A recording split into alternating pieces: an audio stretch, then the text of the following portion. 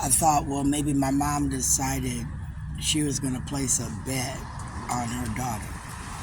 And all these politicians, Bobby, had this meeting with my mom, right? And she said, yeah, sure, go ahead and vote for Blong. So I voted for Blong. But Blong had this iPhone game with Tony Arlong and Bean.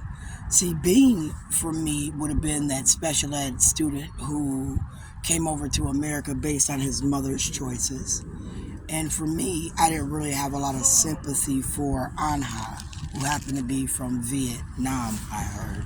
And the reason I didn't have a lot of sympathy for Anha was it was said that she didn't meet my father out of love, it was out of an agreement. And I don't know if my father paid for that through his agreement by giving up his plot at the VA, or if my father was paid a lump sum of money and then developed this online love affair with her for 5 years, where when he went over there for 1 month, she got to meet him in this 1 month where you could act. And as they acted, he put on this facade of somebody he wasn't. And then when she got here and he was abusive and alcoholic and old and not what she expected, things in her world changed, and then she went to this counselor, I thought. And as she went to this counselor, I just distanced myself from that. But I was interested in the special education that Bean would have been getting, because he would have been put into a public school where he would have been expected to know English and then conform to the ideology of American customs. And he might not have fit in, and he might have had problems. And those problems was stemmed from how he got here, whether or not he wanted to be here.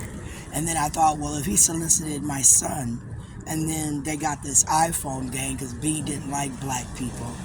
Bean and Lung and them wanted to repay us for some war, because that's deep thinking, but it could be fact. Because like I said, when you study people and the luggage that they carry from history, sometimes they take on the burden of the race, where the culture has experienced some traumatic events, and then they have had offspring where they've now taught them these events and these traumatic experiences, and then they carry the burden.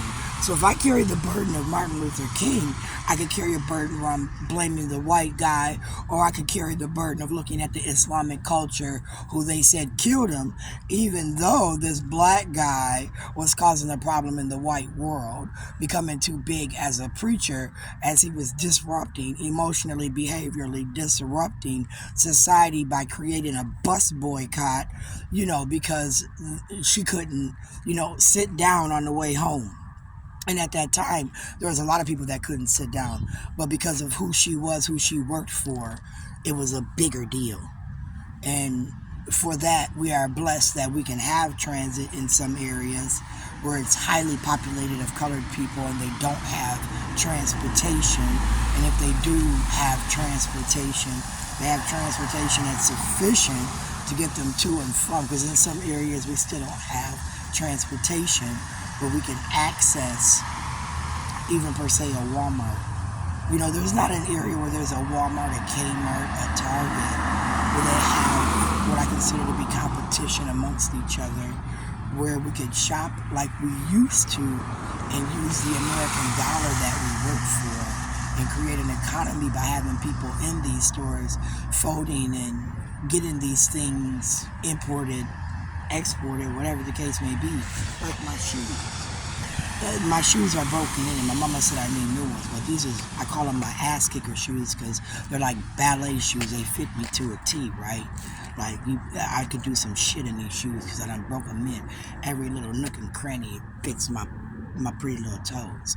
So, I don't know what I started talking about, but if I had to be a politician and speak on behalf of Sharon Martin, things would be a little different. Ilhan Omar, Bobby Joe Champion, Keith Ellison, when it came to me, my name, and how I felt this morning.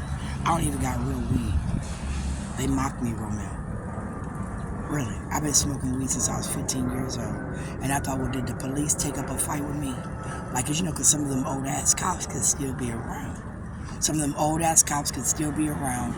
Like Scott Zerden from back in the day, remember me, from when I was wearing green leather and been, trolling me all these years. And then I thought about Amy Jane Getz, where she could have been watching me from Jim Long, from a case study where, like I said, Jim Long got this bond for me where the Lutheran Church, who at that time could donate privately, by the way, Barb, at that time, Jim was privately funded, and the Lutheran Church was one of the biggest donators to Jim Long. And maybe Jim told the Lutheran Brotherhood Church he had faith in me. So I thought maybe they created a bond. And Mary Johnson, my aunt, Otis and Don tried to steal that shit because they've been tracking it for years, Jesse. I said, ain't that a bitch? I don't even like that. And now they're saying do it their way or else, right? Because they tried to make it look like I got a little bit of money and went and smoked it up. They tried to act like I did drugs and my teeth fell out when really they pulled 20 good teeth for no reason. And that's why that white doctor didn't want to work with me, by the way, bitch. Right? Because they knew that they pulled 20 good teeth for no motherfucking reason, left me without teeth for 10 motherfucking years, trying to make it look like I'm a drug addict. So bitches like you at the motherfucking dispensary, the new CVS, Walgreens, can try and flex and floss when you just got a basic motherfucking job. You know how embarrassing it is to stand there and listen to these people list off every time you go in there what you're buying, what you're getting for everybody in the doorway?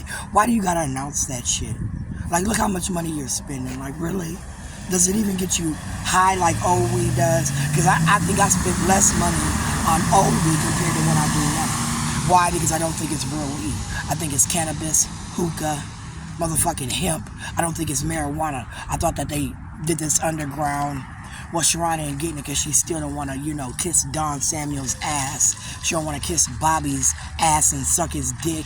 And Keith, I don't know what's up with Keith other than I thought Kim had him on a motherfucking string like a motherfucking puppet, dangling his motherfucking ass around where him and Ilhan's making the biggest ass of me, trying to embarrass me, degrade me. Where Minnesota, again, no offense, I thought I was born and raised. I thought I was here longer than a lot of people. I thought that I went through a lot of school systems, had a lot of jobs in the city and state where I had more stock in the state of Minnesota than they did.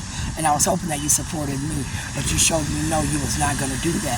So then I lost faith in the state of Minnesota at that point based on people like Oompa Loompa, Tim Waltz, as I call him, Oompa Loompa, from the white whiz, and then you get the black whiz with people like Diana Ross and Michael Jackson, where, again, Bobby, Terry Lewis, Jimmy Jam, Janet Jackson, Taraji P. Henson, right? Barack, Michelle, want to join in and help, for the sounds of blackness, right? Where they took some little poor black girl, tried to degrade her on a social media to make a little bit of money because they're better than. And anybody that steals a poem and has to get a degree in that person's name, that really did the poem, but they're acting like they did the poem, again, kiss my motherfucking ass.